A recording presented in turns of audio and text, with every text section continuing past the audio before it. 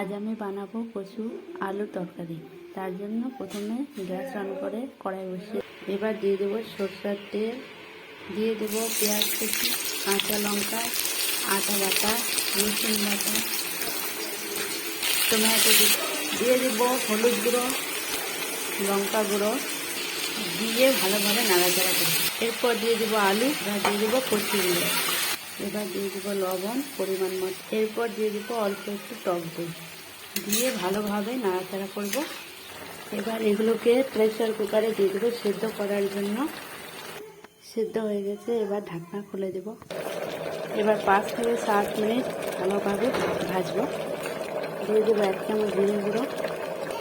ভাজা কমপ্লিট হয়ে গেছে, এবার সামান্য একটু জল দিয়ে দেবো। এবার কচু আলুটাকে নামিয়ে নেব। রেডি হয়ে গেছে আমার কচু আলুর তরকারিটা।